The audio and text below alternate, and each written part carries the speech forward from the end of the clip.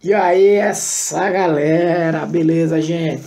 Pessoal, a gente vai iniciar um novo curso de informática, que é informática aplicada, tá? Com os conceitos básicos de informática, mas entrando em alguns assuntos mais atuais, né? Então, nesse primeiro módulo, a gente vai dar uma introdução à informática, onde a gente vai falar de tecnologia da informação, vamos falar de grandezas, né, da informática, o que são bytes, megabytes, gigabytes, todos esses conceitos iniciais, hardware, software, componentes físicos, periféricos e tal. Então, esse é o primeiro módulo, tá, dessas primeiras aulas, e esse módulo é um módulo de introdução, né, um módulo de introdução, e vamos iniciar tentando, né, diferenciar dois conceitos importantíssimos, tá? Hardware e software. Então, o que é hardware e o que é software, né? Basicamente, gente, hardware, a gente sempre define que hardware é toda a parte física do computador, ou seja, tudo aquilo que você consegue pegar, manusear, a gente chama de hardware. Então, o que a gente chama as peças do computador, os periféricos, né, que a gente chama um periférico de entrada e de saída que a gente vai estudar, é o hardware, né? E aqui o software é a parte lógica, é aquilo que você não consegue captar, usar, né? Se eu disser para você, pega aí o Windows, pega aí o Excel, pega aí o Word e joga para mim. Não, tudo isso são softwares, né?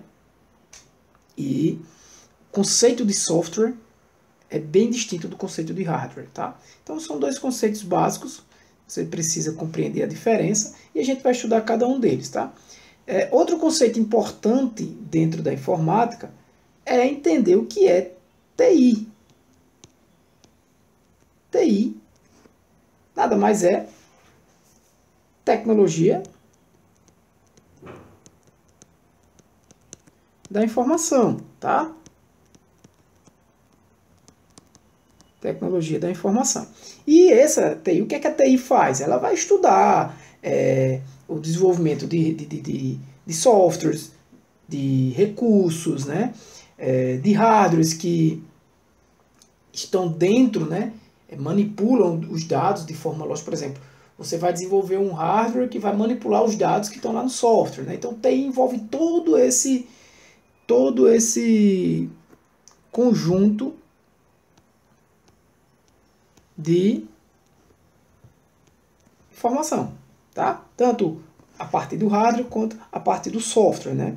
Então tudo que envolve tratar dados, manipular dados, né? Envolve tecnologia da informação. Esses dados eles são armazenados, eles são salvos, vamos dizer assim, no hardware, mas eles são manipulados, né? Eles são manipulados, você consegue manipular eles através do software, tá? Então o software é quem permite que a gente utilize de fato, né, o computador. E aí, um outro conceito importante também é compreender como, a gente falou em armazenamento, então compreender como esses dados, por exemplo, são armazenados num computador, né? Então a gente estuda o que a gente chama de grandezas. A gente estuda grandezas da informática. E essas grandezas, olha lá, essas grandezas, né, são o quê? São unidades que vão servir para quê? Para definir, para dar um valor quantitativo do tamanho de um software, do tamanho de um arquivo, de uma pasta, se eu estiver falando do sistema operacional, por exemplo, Windows. E de como é que a gente define isso, né? Você pode encontrar na internet diversas tabelas para definir isso, mas é muito simples. Primeira grandeza, e a menor delas é importante que vocês conheçam, é o bit, né?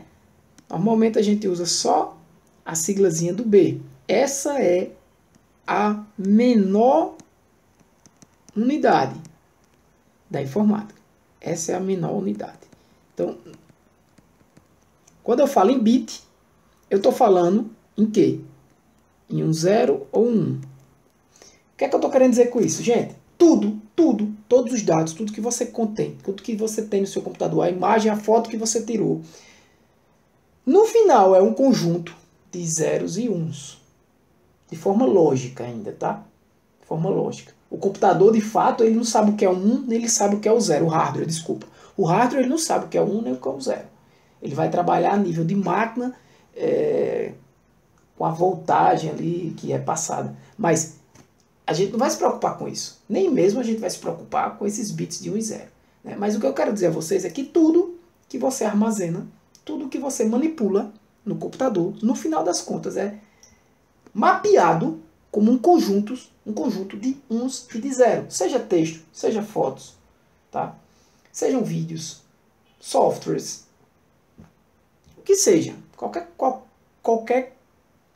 dado, tá? Então, vamos lá.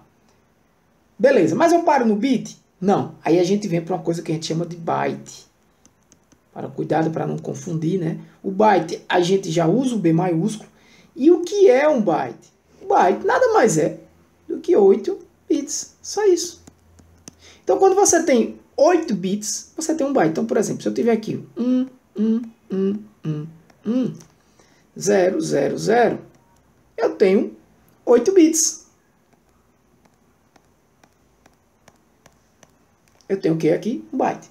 E aí começa a brincadeira, né? Ah, tá, beleza. Então, se eu tiver 1024 bytes, não são bits, eu tenho o que a gente chama kbyte. Então, acho que você já viu aí no seu computador um arquivo seu que tem 1 kbyte. Então, aquele arquivo ele tem, não necessariamente exatamente essa quantidade de bytes, tá? Mas ele vai ter 1024 bytes. Ou seja, ele vai ter 1024 pedacinhos desses aqui. Se eu fosse perguntar em bits, era só você multiplicar por 8, né? Quantos bits teria? Só multiplicar por 8.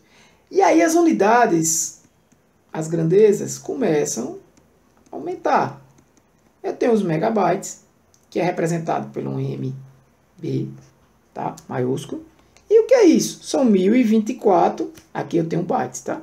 1024 kbytes. E depois, aí eu tenho o gigabyte.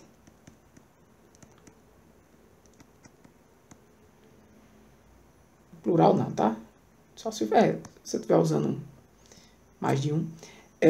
Eu vou ter em 1 GB e vai ser o quanto? Vai ser 1024 megabytes. E assim vai aumentando. Então eu posso ter também o quê? Eu vou parar no peta, tá? Eu posso ter aqui o que é 1 terabyte, que é representado por 1 TB. E você vai ter 1024 GB. Eu vou parar aqui, tem mais, tá? Você pode ir por exabyte, zettabyte, vou parar aqui. Petabyte.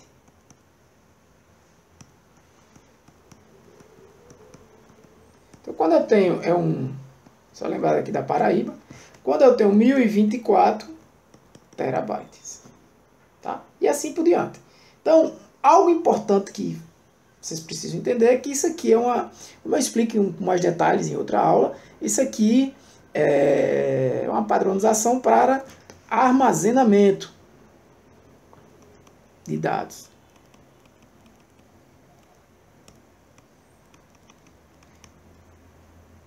Armazenamento de dados, tá?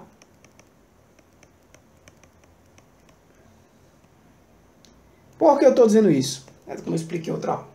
Porque existem outros padrões que não utilizam 1024, mas utilizam de 1000 em 1000. Né?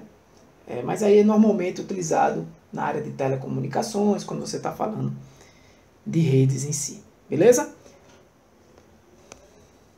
Então, a gente vai apagar essa parte aqui e partir para a próxima aula. Beleza, galera? Valeu! Fui! E aí, pessoal, beleza? Galera, vamos iniciar mais uma aula de conceitos, né? Introdução à informática. E na aula de hoje a gente vai falar um pouco mais do que é software, né? De maneira geral, alguns tipos de software e de hardware, tá ok? Então, vamos iniciar lá por software, beleza? Então, que é, eu já falei na aula anterior, mas vou detalhar um pouco mais aqui alguns conceitos, alguns conceitos de software e de hardware, tá? Então, o software, galera, ele pode ser classificado de diversas formas, tá? Tipos de software, que a gente tem uma aula específica sobre isso em outra playlist, tá? E a gente fala lá de softwares aplicativos, softwares utilitários, né? A gente diferencia cada um deles. Softwares aplicativos, aqueles que normalmente a gente salva arquivos, né? Naquele software. Software utilitário são softwares que normalmente a gente utiliza, né, como uma forma de cumprir, né, uma necessidade do sistema operacional, por exemplo, o antivírus. A gente falou também dos drivers, que são aqueles softwares que faz ali vamos falar de uma forma mais simples, né? Ele faz uma interligação entre o hardware, né, o equipamento, o componente físico que a gente comentou na aula passada, e o software, o sistema operacional. Então, esse tipo de software, por exemplo, como um driver de uma impressora, ele permite que ele faz uma tradução, né? É como se a impressora ela entendesse uma linguagem e o sistema operacional, que é também um software, por exemplo, o Windows, entendesse outra. E como é que eu consigo ter um driver ali que faça com que aquele sistema operacional se comunique com aquela impressora, com aquele hardware, né? Então eu preciso ali de um driver,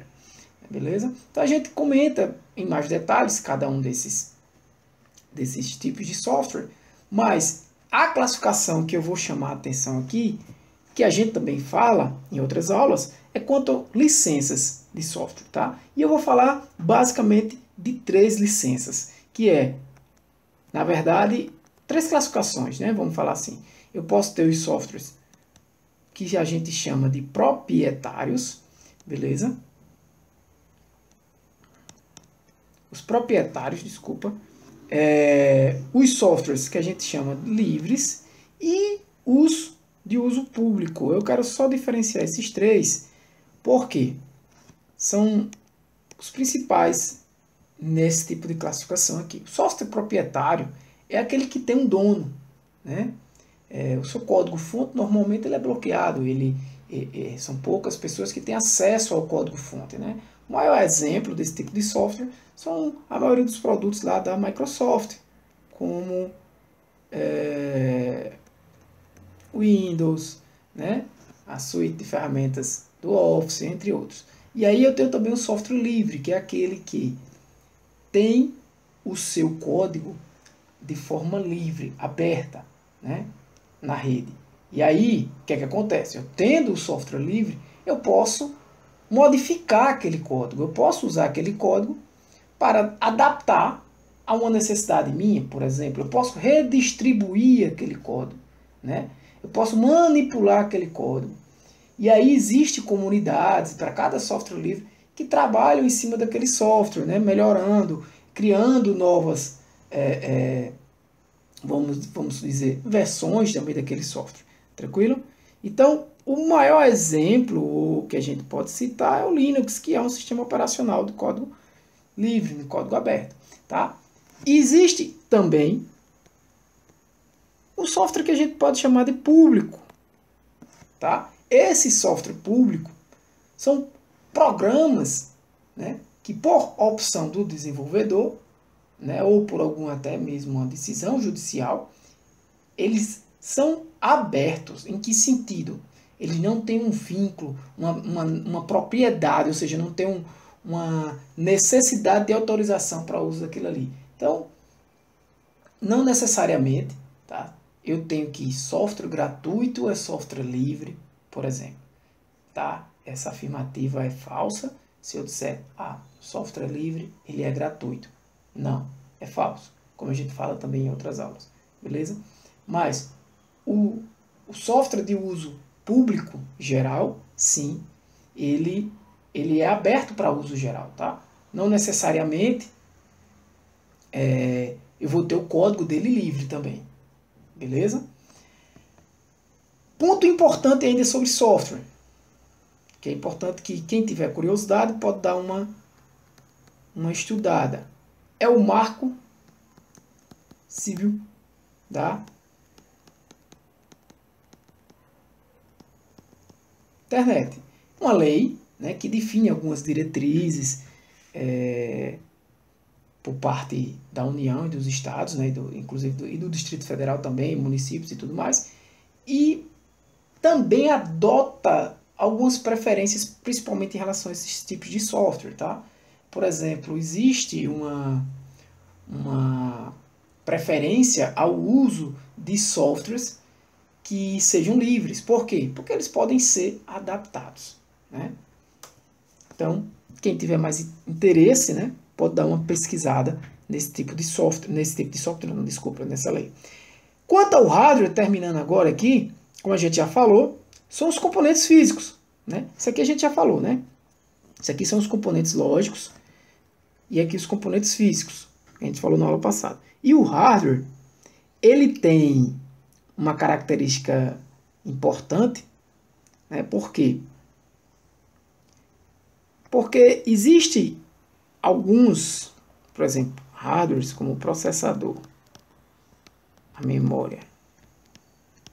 E aqui eu vou falar só memória principal, memória RAM, depois a gente diferencia melhor isso aí, mas vamos falar processador, memória principal e a placa-mãe, claro, para a gente poder funcionar o sistema, para o computador poder ligar. Tá? Eu preciso disso aí. É claro que eu também tenho como tipo de hardware os periféricos, tá? Que são componentes, né, físicos também, que podem ser utilizados tanto para dar entrada, saída ou entrada e saída. Ou seja, eu posso ter dados sendo enviados para o computador através de alguns periféricos de entrada, por exemplo, o mouse, o teclado. Também tem uma aula específica disso, né? Aqui a gente está dando uma ideia mais geral. O teclado, inclusive, é o padrão, tá? De entrada de dados, ou seja, os dados eles são enviados do mundo externo para o computador. Saída, né? Quando o computador processa os dados, ou seja, o que é que a gente tem? A gente vai ter uma aula também falando mais do que é o processamento de dados, mas são dados processados e enviados de volta, né, para a saída do computador. Ou seja, normalmente eu tenho o monitor como um bom exemplo padrão. E dados de entrada e saída. Periféricos de entrada e saída. São aqueles que servem tanto como entrada quanto saída. O monitor touchscreen, ele também é um exemplo. Tá? Touchscreen, ele também é um exemplo. Por quê? Porque ele é utilizado tanto como entrada, você está lá, por exemplo, no caixa eletrônico, lá, clicando, apertando nos botõezinhos com o dedo. Então ali você está dando informações para o computador que processa e é o mesmo equipamento, é utilizado como saída. Temos também uma aula só disso e a próxima aula a gente vai trazer novamente mais alguns exemplos disso. Beleza? Então, galera, por hoje é só isso aí.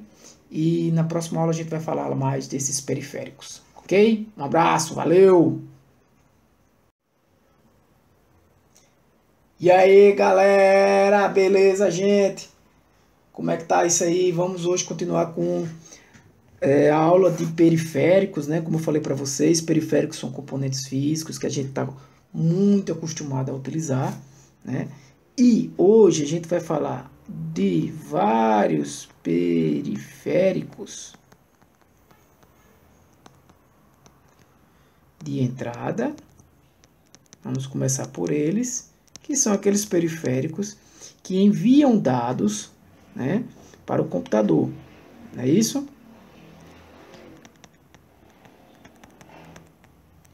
eles enviam os dados para o computador. Principais periféricos. Vamos lá. O mouse.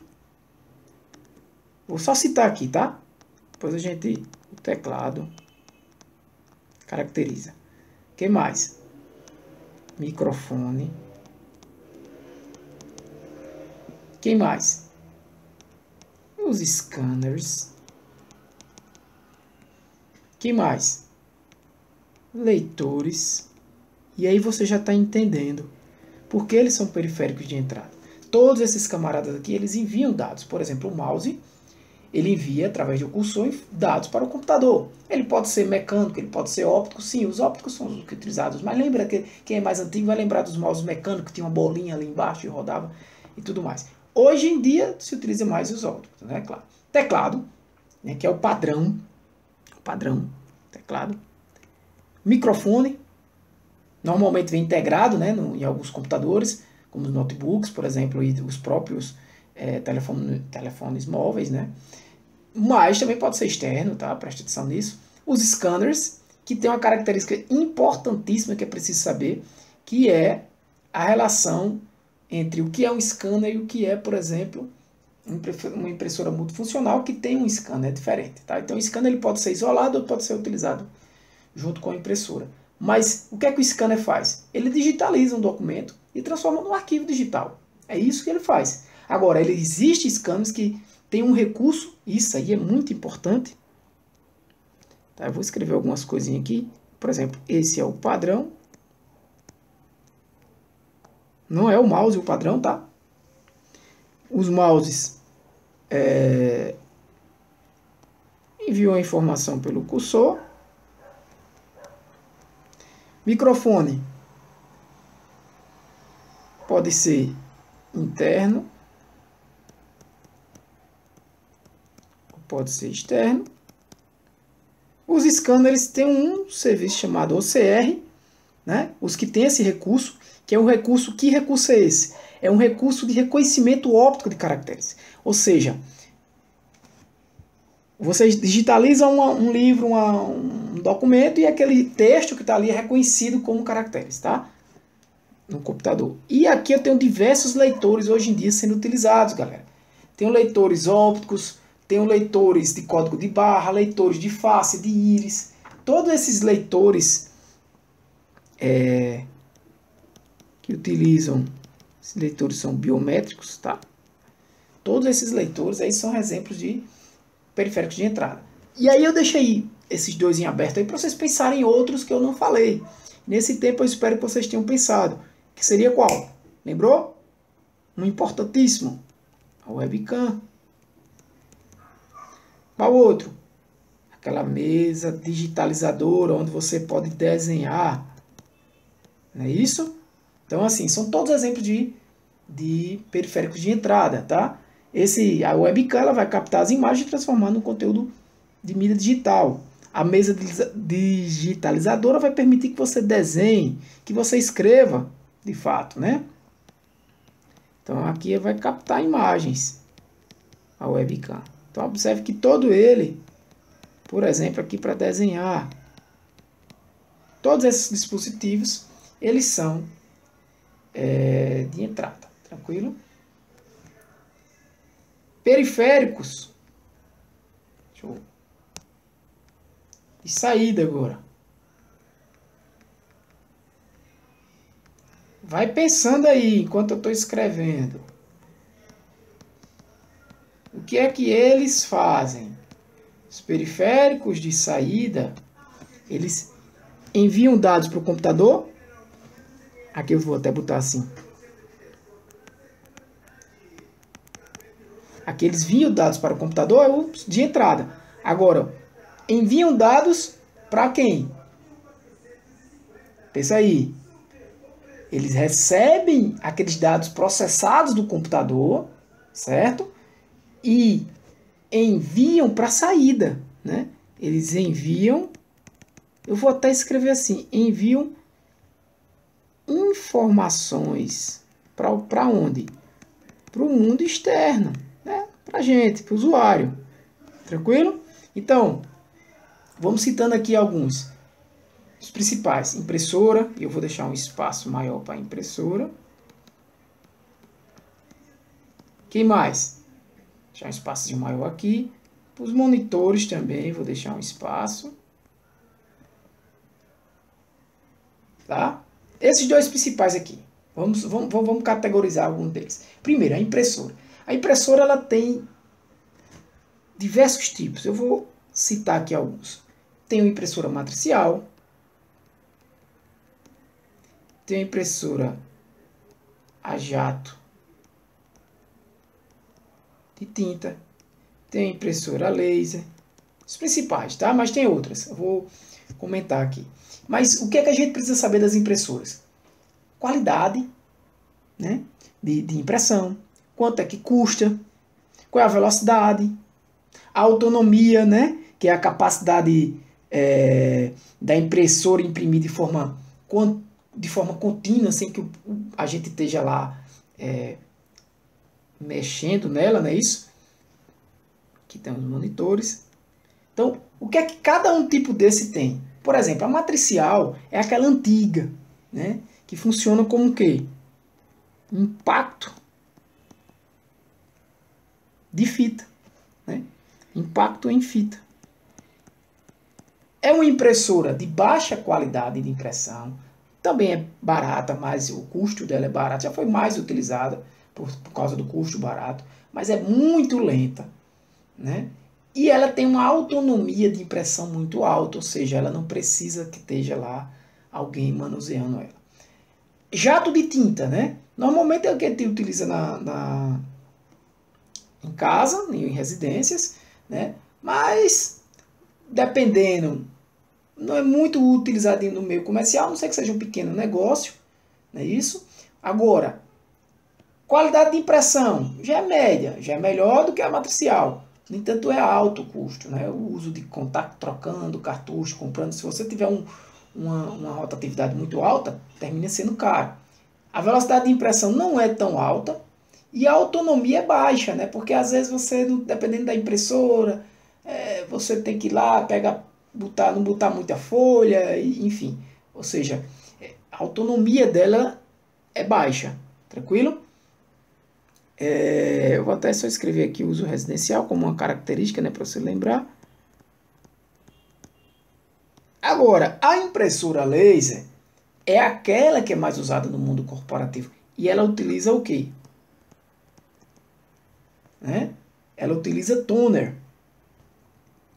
O que a impressora matriz aqui utiliza são cartuchos, não é isso? As impressoras já têm tinta. Ela utiliza um toner, né? Que é nada mais, nada menos do que utilizar uma tinta no estado sólido. E as principais características dela? Alta qualidade de impressão. Custo. Não é tão... Ao que ela faz não é tão caro. Alta velocidade de impressão, muito rápida. E autonomia também média, não é tão alta quanto a matricial. Então você pode até criar aí uma tabelinha, eu sugiro, onde você vai, de acordo com o que eu falei, caracterizar o que é baixa qualidade de impressão ou alta qualidade de impressão.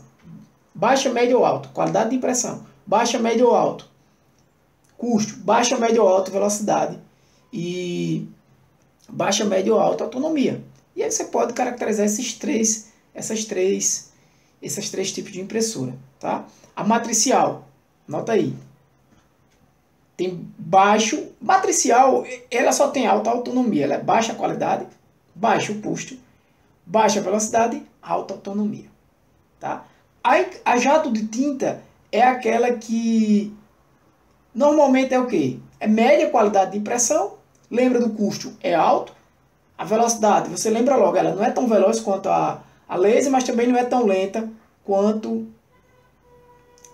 a matricial. Então, média. Né? A autonomia, aí você lembra, bem, ela não é tão...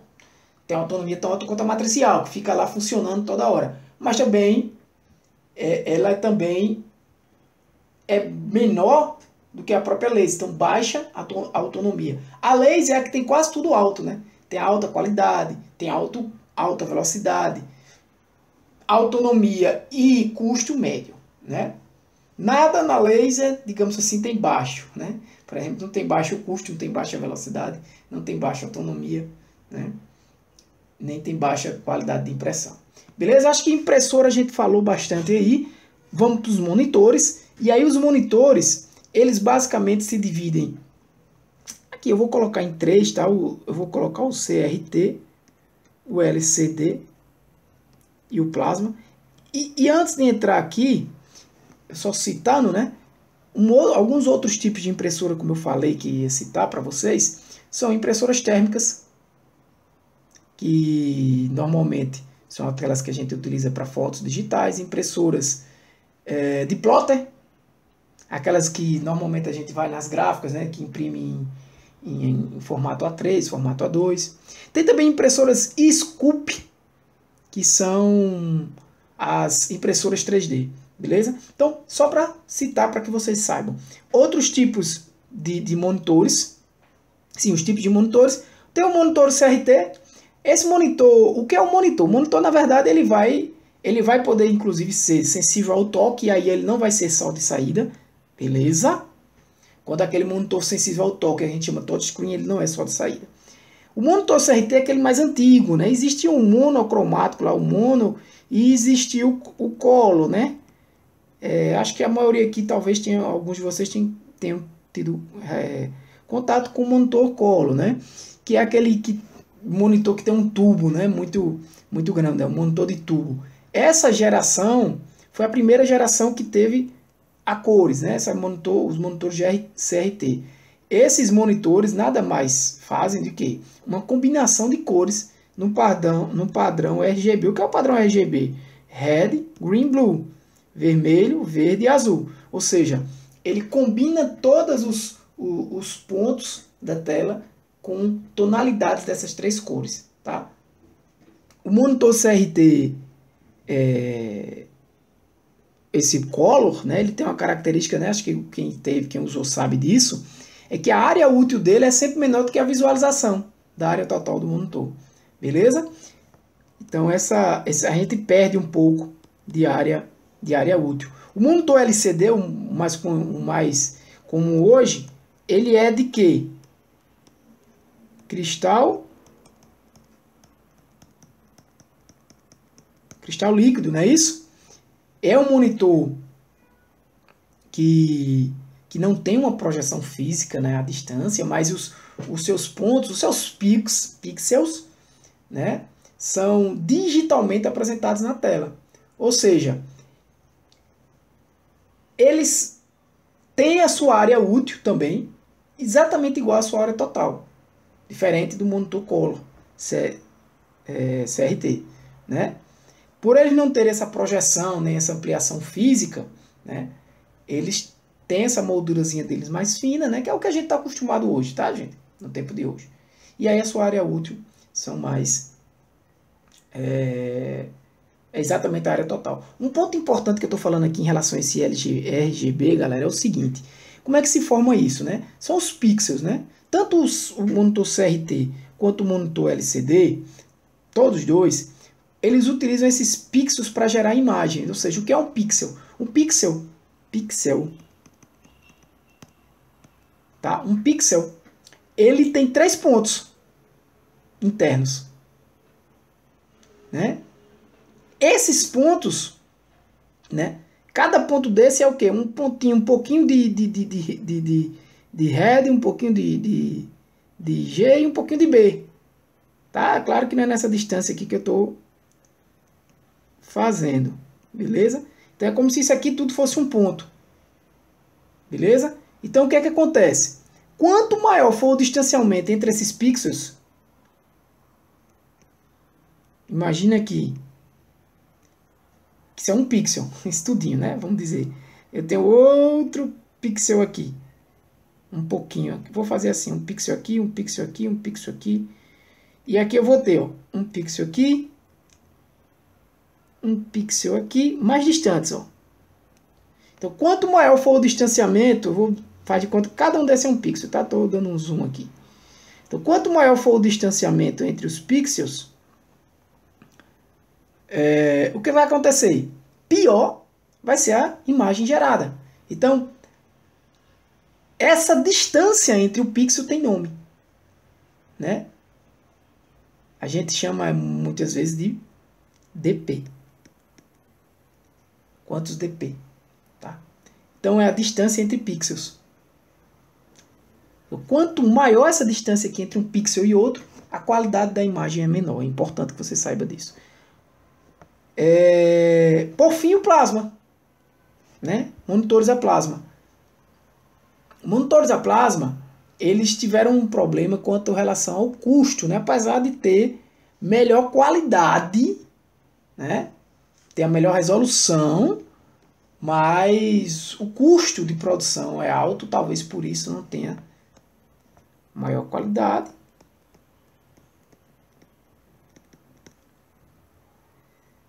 Mas também maior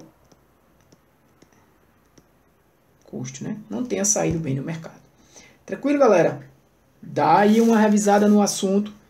Impressoras e monitores, né? São os principais periféricos de saída. Mas só tem esse, Thiago? Não, é porque eu quis detalhar aqui, mas não dá exemplo demais.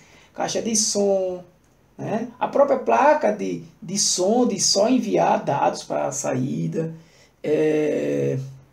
Só de saída, né? Vamos pensar aqui só de saída. Se você pensar, Thiago, o que mais poderia ser? A impressora multifuncional. Não, ela é híbrida. A multifuncional é híbrida, ela é de entrada e saída. A gente vai ver na próxima aula. Tá? Na próxima aula a gente vai ver mais alguns periféricos, tanto os periféricos híbridos quanto os periféricos de armazenamento de dados. E aí a gente vai ficar comentando sobre eles aqui. Beleza? Então, galera, para maiores detalhes aqui é uma revisada que a gente está dando. Então, para maiores detalhes, se você tiver interesse em alguma área, dá uma pesquisada aí na internet, estuda um pouco mais. Mas para a ideia desse curso aqui que está sendo dado, só precisa disso aí, tá? Vocês terem conhecimento básico sobre cada um desses periféricos. Beleza? Então, galera, valeu, um abraço, que Deus abençoe vocês. Fui! E aí, galera, beleza, gente? Estamos aqui para mais uma aula. Como prometido, hoje a gente vai falar de periféricos ainda, né? Periféricos, só que agora periféricos híbridos ou periféricos de entrada e saída. E alguns outros tipos de periféricos, como periféricos de fornecimento de energia, periféricos de armazenamento de dados, que é onde a gente vai gastar mais tempo. E falando em tempo, eu quero começar pedindo desculpa pela aula anterior, foi um pouco longa, né? Eu terminei passando um pouco do tempo, mas essa daqui promete ser um pouco mais rápido e breve, que essa é a ideia também deste curso, beleza? Então, vamos começar pelos periféricos híbridos, tá? Os periféricos híbridos são aqueles que têm função tanto de entrada quanto de saída, e os principais exemplos, eu tenho as impressoras, por exemplo, multifuncionais. Esses são bons exemplos, né? Impressoras multifuncionais, que se caracterizam tanto por ser uma impressora, cumprindo assim a função de saída, como um scanner, como uma função de entrada, beleza? Também temos os monitores, que a gente já comentou deles, touchscreen, e eles vão ter tanto a função de entrada quanto a função de saída no toque, né? No toque eu tenho uma execução da função de entrada, e o fato de eu visualizar o conteúdo tem a função de saída. Eu tenho outros exemplos, tá? Você pode considerar que o pendrive é um dispositivo de entrada e saída também. Por quê? Porque o próprio dispositivo ali eu tanto coloco dados como envio dados para o computador, tá? Então, assim, esses são alguns periféricos híbridos. Também temos alguns periféricos de fornecimento de energia. Vocês já devem estar imaginando, eu vou aqui abreviar, tá? Vocês devem estar imaginando aí quais seriam, né? Exemplo, filtro de linha, o no break, né? Filtro de linha, que mais? Estabilizador, que todo mundo utiliza, o no break. Agora eu vou escrever aqui estabilizador. o que é importante saber em cada um desses? Quais são as funções de cada um desses, né? O mais simples, o filtro de linha, ele vai apenas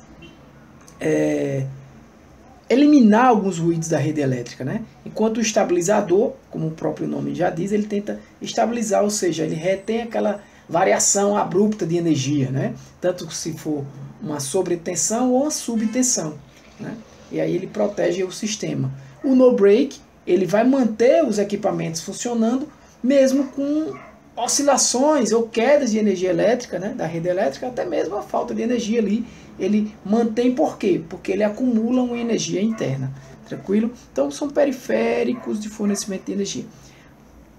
Todos são periféricos. E agora, os principais que eu queria de hoje seriam os periféricos de quê? De armazenamento de dados.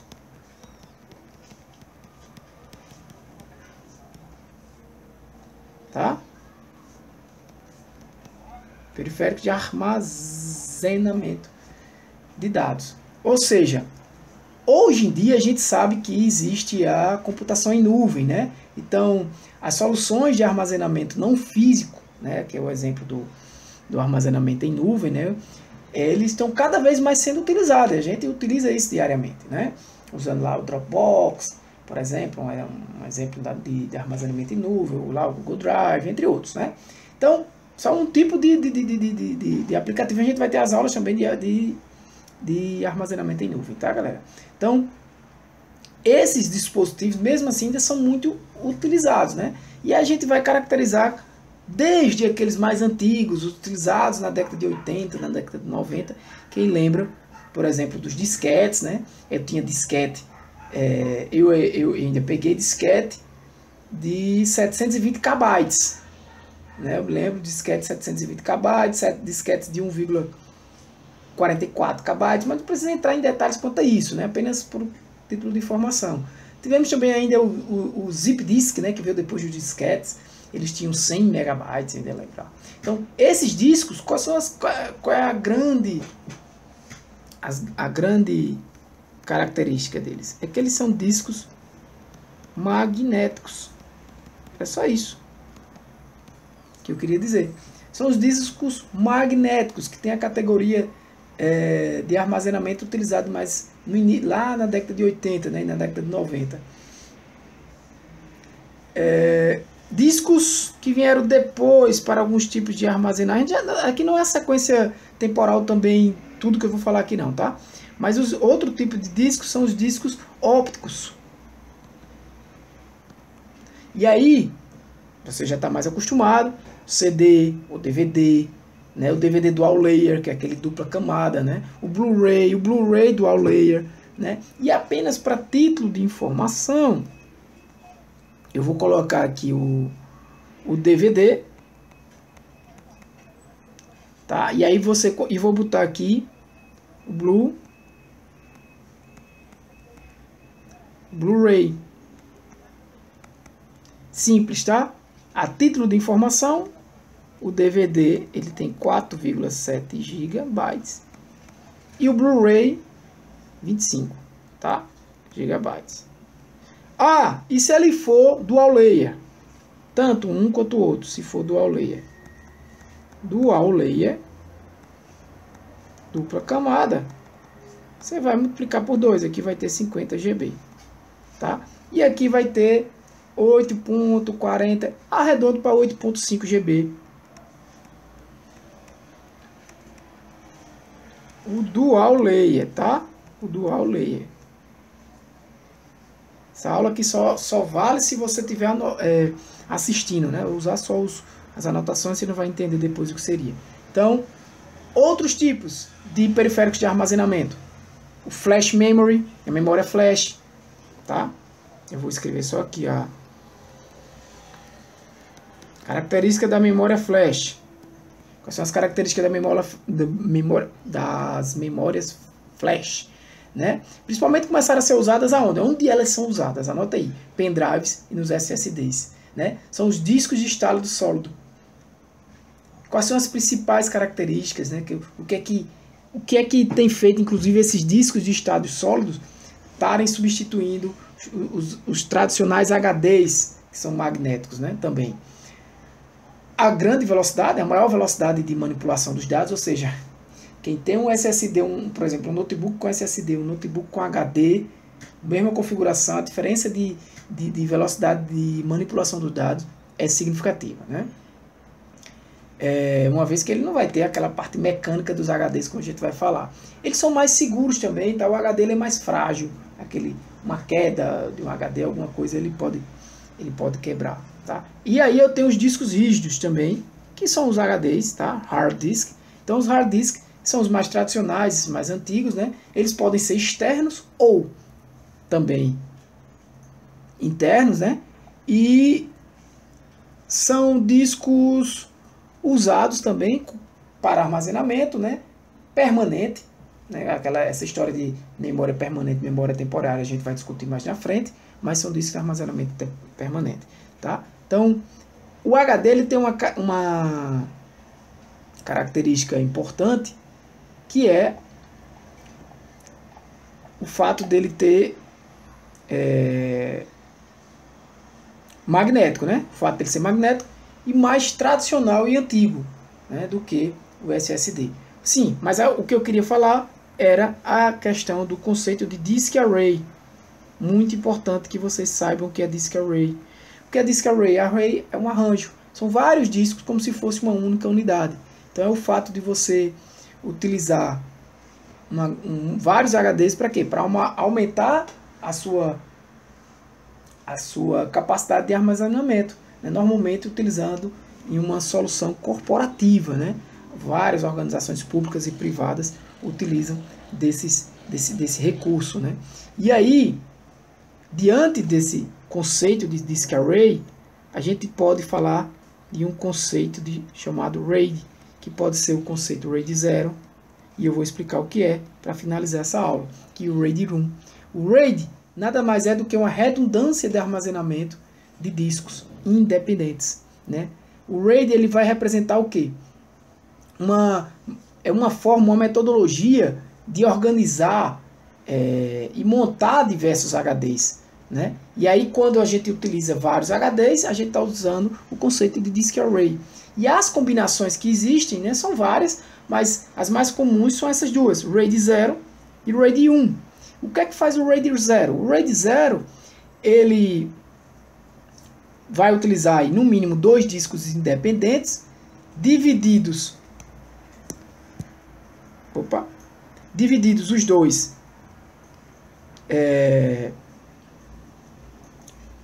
divididos esses dois de forma independente e montando aí o RAID. Para quê? O RAID 0 eu vou tentar arriscar aqui, aumentar, acho que é a bateria, a velocidade, tá? Enquanto o RAID 1, ele vai se preocupar mais com o quê? Ele vai também ter 2 HDs trabalhando de forma combinada, né? Só que ele vai duplicar, né? Você vai melhorar o que aí? A estabilidade do sistema, os dados que vão sendo copiados de um HD para o outro, ou seja, ele vai duplicar. Entenderam a ideia de usar o RAID 1, 2 HDs, por quê? Porque os dados vão sendo duplicados entre os HDs, ou seja, vai te dar maior segurança, maior estabilidade no teu sistema. Tá? Alguns conceitos gerais aqui do que é o HD, do que é um SSD. O SSD é uma memória uma memória flash, assim como um pendrive, né? Lembra disso? Que são discos ópticos, né? E são as formas de armazenamento, né? Então todos esses são periféricos de armazenamento. Então eu tenho vários periféricos de armazenamento de forma magnética, óptica, com memória flash, tá? E aí as formas de utilizar esses dispositivos de armazenamento em conjunto. Tranquilo? Então, eu vou parar por aqui para não continuar falando, apenas uma revisão de outros periféricos que você encontra. E na próxima aula a gente vai falar mais dos componentes internos e essenciais para o funcionamento do computador. Beleza? Um abraço, valeu galera! E aí, essa galera, beleza, gente? Voltando agora para mais uma aulinha de componentes físicos, né? Concluindo essa parte de componentes físicos. Nesta aula a gente vai falar dos componentes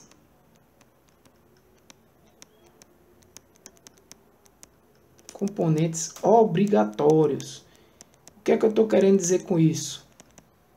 esses componentes são os principais componentes do computador, tá? Que são, basicamente, quem são eles? Os três principais. Sem eles, o computador não funciona. Então, a gente tem a placa-mãe, a gente tem o processador e as memórias. Então, a gente vai iniciar falando daqui a placa-mãe, né? A da placa-mãe é aquele componente que é responsável por conectar os outros componentes, né, existentes. Por exemplo, como é que eu conecto o processador? Fica na placa-mãe. Você, de certa forma, encaixa esse processador lá. Da mesma maneira, a memória, né? Então, ela estabelece uma interface aí entre esses diferentes componentes de hardware, né? Então, ela faz uma comunicação entre esses dispositivos de hardware, né? Então, é como se eu tivesse aqui uma placa, né? E aqui eu tenho um componente, isso aqui é a placa-mãe.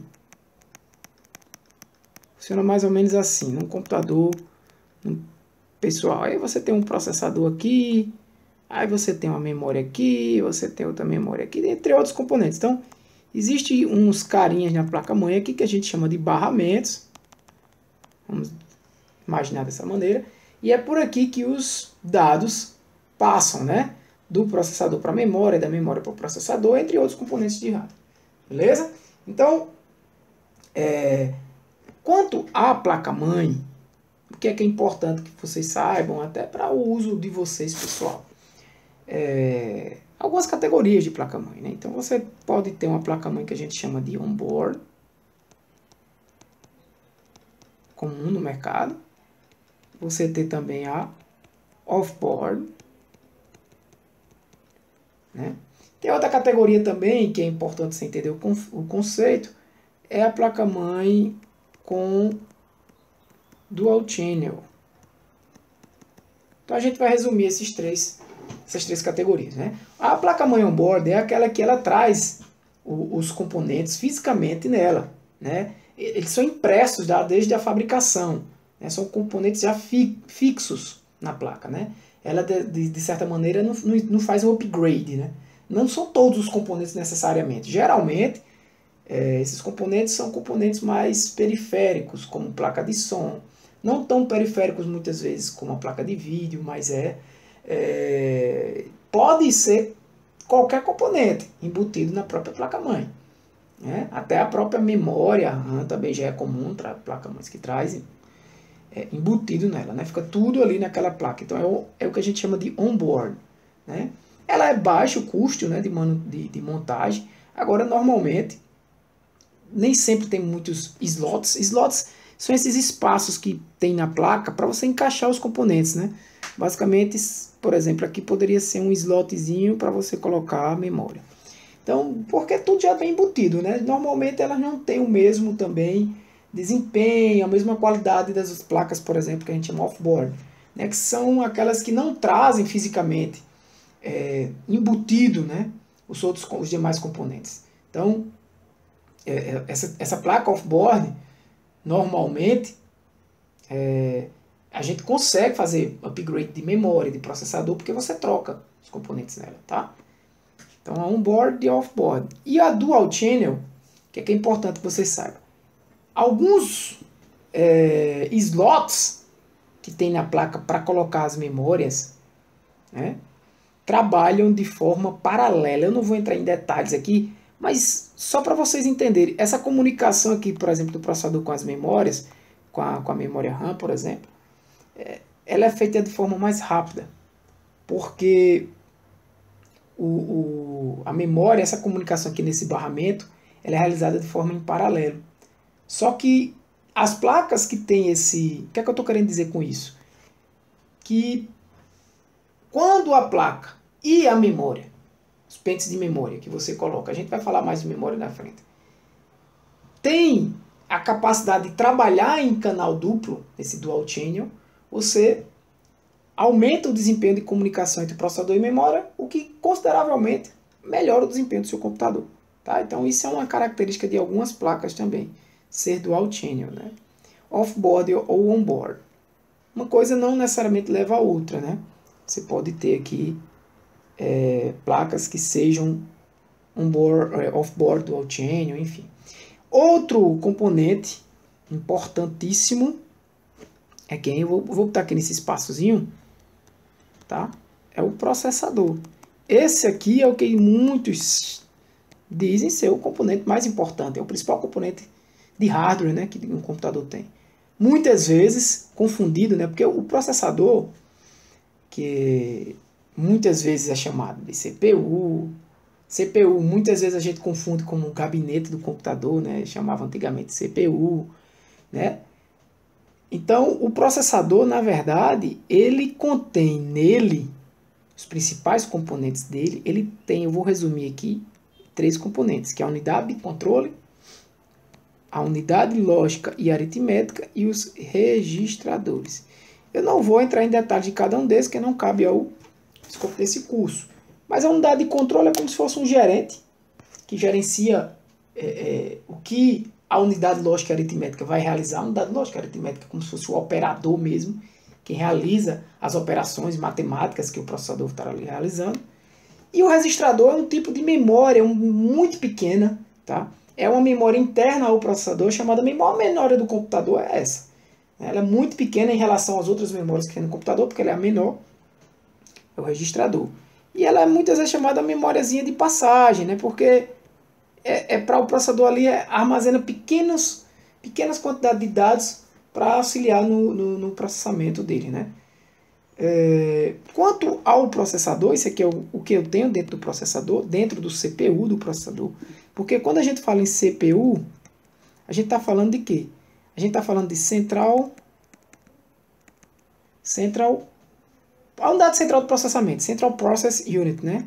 Então, unidade central de processamento, tá? Então, o processador, ele tem a CPU. Ele tem nela essa CPU que tem esses componentes. Então, quais são as principais características do processador? Eu vou continuar aqui desse lado, tá? Você vai se preocupar com o quê? Em relação a quê? O processador? Velocidade. Características aqui, tá? Arquitetura. Você organiza direitinho aí. E núcleos do processador. Isso aqui é CPU. São as principais características. São essas aqui. Vou me preocupar com a velocidade, com a arquitetura e núcleo. A velocidade, ela não se preocupa com a questão de armazenamento. Não está relacionado com armazenamento. Ela está relacionada com a velocidade do processador. Antigamente, era principal, a evolução dos processadores era aumentar a velocidade e a frequência dele, né? Então, antigamente você tinha lá processadores de 100 MHz, 200 MHz. Isso quer dizer o quê? Quando eu digo assim, 100 antigamente, né, megahertz, ou quando eu digo hoje 2 gigahertz. Ou seja, ele dá 100 milhões de ciclos em um segundo, ou seja, de forma abstrata, 100 milhões de ciclos aqui, ó, entre processador e memória em um segundo.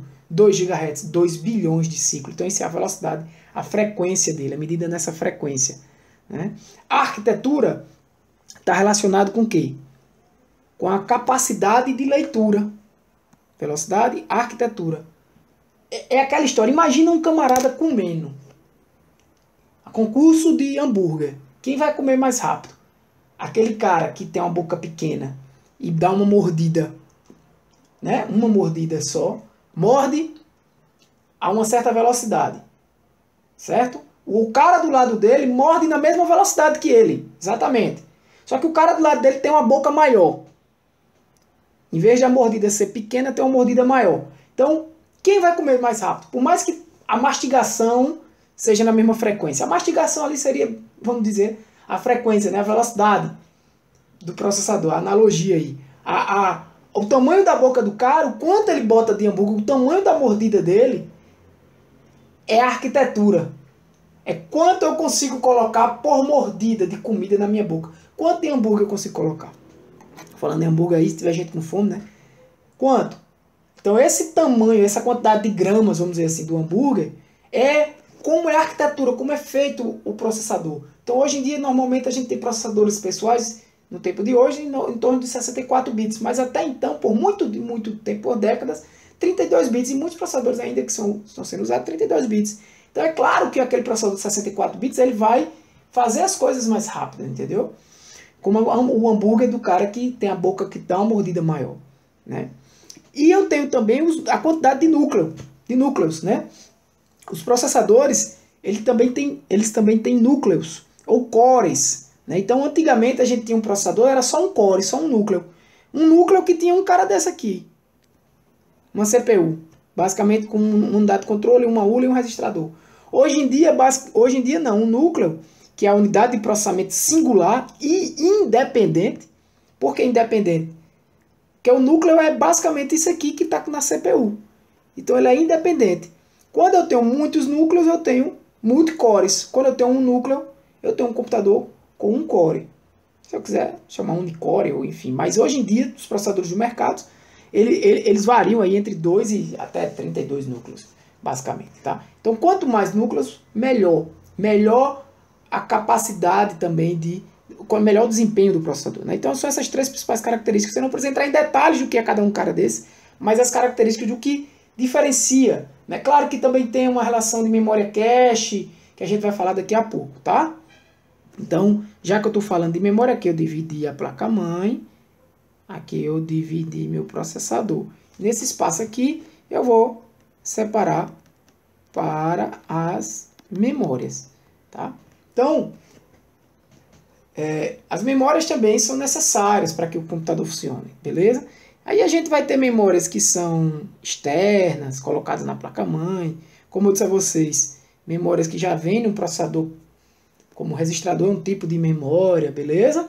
E memórias maiores também, memórias relacionadas a armazenamento de dados por forma permanente, enfim. Então a gente vai resumir aqui, nesse finalzinho, os tipos de memórias. Então uma das memórias muito importante, que a gente chama de memória intermediária, que é as memórias. Memória intermediária é a memória cache. Essa memória, ela de certa forma, hoje em dia, ela auxilia o processador, porque o processador ele não tem uma certa capacidade de armazenamento. E ele aí precisa de uma memória auxiliar. Presta atenção. Quando a relação entre o processador e a memória, aqui, ó, o que é que aconteceu muito no passado? O processador ele ia evoluindo, aumentando a velocidade, mas a velocidade da memória RAM não acompanhou o mesmo time, né? Então o que aconteceu? A velocidade de processamento, não adiantava eu melhorar muito a velocidade de processamento do processador, eu trabalho muito rápido aqui, mas aqui eu estou lento, então não adianta, eu tenho que ficar esperando, né? Então qual foi a solução? Criar uma memória intermediária, né? Que é uma memória que a gente chama de memória cache. Que é uma memória, por que intermediária? Porque ela está entre o processador, ela está aqui, ó, entre o processador e a memória RAM, basicamente. Então, ela tem uma velocidade maior do que a memória RAM, preste atenção nisso. Normalmente as memórias, quanto maior a velocidade, menor a capacidade de armazenamento. Você vê, o registrador ele tem uma velocidade bem maior, mas a menor a capacidade de armazenamento dele. A memória cache já tem uma maior capacidade de armazenamento em relação ao registrador, mas tem uma menor velocidade em relação ao registrador, mas uma maior velocidade em relação à memória RAM, né? Então ela melhorou essa comunicação entre o processador e a memória RAM. Então o aumento de memória de comunicação entre esses dois hardwares de processador e memória RAM não é exclusivo do processador e da memória RAM. Você pode encontrar memórias cache também em outros dispositivos, tá? E muitas vezes chamada de buffer, ou memória buffer. Muitas vezes também quando essa memória está alocada nesses hardwares, né? Por exemplo, em alguns HDs, é uma memória de buffer, é um armazenamento auxiliar, tá? A outra memória importante da gente conhecer é a memória RAM. Essa é a principal, e de fato o nome, né, chama atenção, que muitas vezes quando você chama a memória principal do computador é essa daí. É aquela memória que quando você vai no mercado e ela tem lá, eu quero comprar um pente de memória RAM, e o cara diz lá para você, aqui eu tenho um pente de 8 GB hoje em dia, né? Vale tanto, tal, para computador, para notebook, para PC, enfim. Então essa memória RAM é a memória principal, tá? A memória RAM é a memória principal. ela tem uma maior capacidade de armazenamento, muito maior do que a memória cache, como eu botei aqui, 8 GB. A memória cache ali trabalha ainda em termos de mega, né? Mas a velocidade para comunicação com o processador é menor. Então tudo que você está fazendo no seu computador, que a gente chama também de memória de trabalho, está armazenado na memória RAM. É a memória temporária. Se ela é temporária, é aquilo que eu falei. Os dados só ficam armazenados por um tempo. Que tempo? Normalmente, quando eu tenho energia ali. Então aquela memória ela precisa de energia para funcionar. Então quais são as principais características da memória RAM? Primeiro, ela é uma memória de gravação e leitura. Eu vou botar aqui, ó, in, out, input, de entrada e saída, ou gravação e leitura. Né? Ou seja, eu posso tanto gravar dados nela, como ler dados dela. Agora, a gravação é o quê?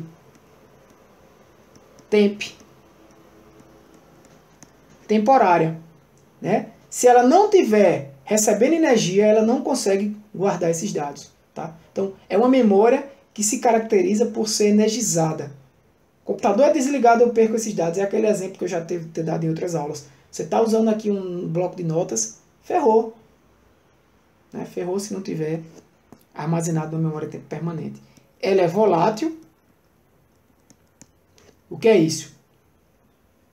Quando ele está desligado, a memória RAM apaga os dados. Né? Mas quando a memória RAM está funcionando, o que é que a gente tem? A gente tem volatilidade de espaço, ou seja, os dados estão armazenados em um certo endereço da memória. Não necessariamente ele vai ficar a vida inteira, enquanto o computador estiver ligado, naquele endereço. Né? O sistema operacional é quem gerencia isso. Característica importante do sistema operacional, gerenciar esses recursos de memória. Né? Então, assim, eu estou aqui agora, um dado, um arquivo, uma imagem, um programa, os dados de um arquivo estão lá, ocupando um certo espaço na sua memória. Daqui a pouco não estão mais, estão em outro espaço da memória, mas estão na memória. Então ela é volátil, ela altera isso aí, permite isso. E ela tem acesso aleatório, ou seja, não sequencial. Isso quer dizer o quê? Para eu ler algo na memória que está no meio da memória, vamos pensar assim, no meio da memória. Imagine a memória aqui, algo que está... Vou falar de forma física aqui, né? Está nesse ponto aqui. Eu não tenho que ler tudo isso para chegar aqui. O acesso eu venho direto aqui. O acesso é aleatório. Por isso o nome RAM, tá? Aleatório. O run do inglês. Random de aleatório. Access Memory, memória de acesso aleatório. Tá? Para fechar, para finalizar, algumas memórias importantes aqui. Outra memória, sim, antes de tudo, né, antes de fechar essa parte, falar da memória ROM. Essa memória ROM é uma memória de leitura. Essas memórias normalmente vêm embutidas já na placa-mãe, com softwares embutidos nela. Tá? Por isso que ela geralmente é só de leitura, ela não é como a memória RAM, que a gente desligou o computador, apaga o que tem nela. Não, ela também não tem essa característica. Né? Eu vou parte a parte falando dela. Ela é uma memória só de gravação, ou seja,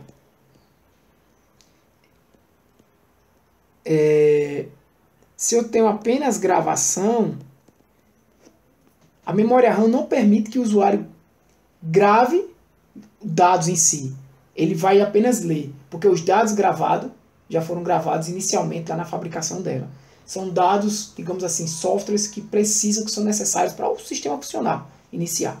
Essa gravação é permanente. Essa gravação aqui é permanente. Certo? Ou seja, não precisa ter energia elétrica.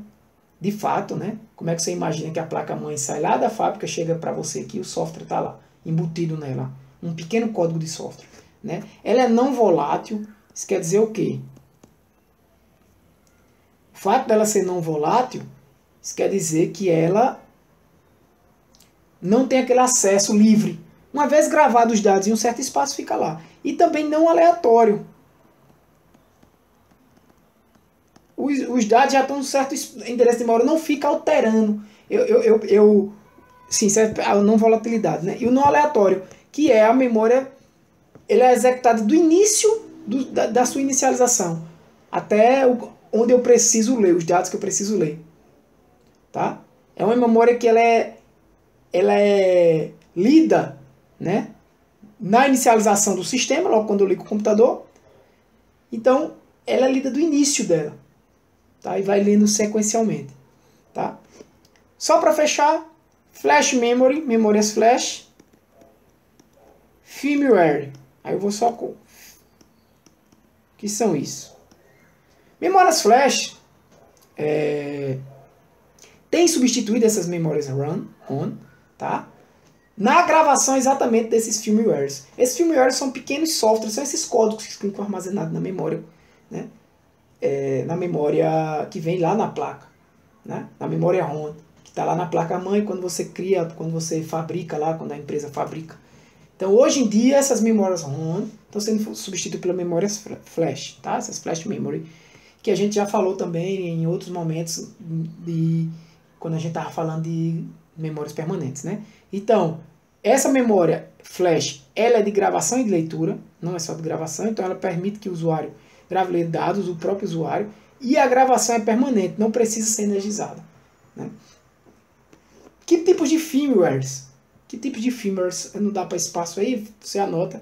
Quais são os firmwares aí que normalmente a gente tem? Que softwares são esses, Tiago, que a gente tem quando a placa é criada? São a placa-mãe. São os firmwares, né? Esses firmwares, exemplos, tem a BIOS, que é o sistema básico de entrada e saída, Basic Input Output System, já vem de fábrica, né? O POST, que é um autoteste da própria BIOS, quando você liga o computador, a inicialização, ela verifica o funcionamento de todos os hardwares do computador. Aquela tela que hoje é tão rápido que você não percebe, mas antes você via, né, o POST rodando, verificando a quantidade de memória, detectando HD, enfim, fazendo todo esse processo. E o firmware, que é na verdade, ele é desculpa, e o setup, que é um software também, armazenado na ROM, né? É um firmware. Quando você tem um software desse tipo, isso é como se fosse um tipo de software, tá, gente? Embutido na própria ROM, você tem um firmware. E o firmware, esse setup, ele vai realizar algumas configurações do sistema, como data e hora, né, a língua, o boot do sistema, que é aquela inicialização do sistema, né? Então, esses três softwares são importantes: BIOS, POST e setup, tá?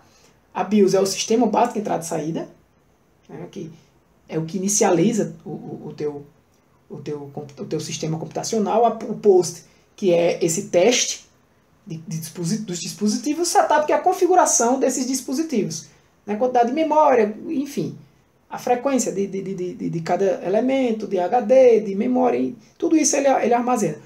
Esses dados armazenados nesse software setup, eles são armazenados numa outra memória que a gente chama de memória CMOS.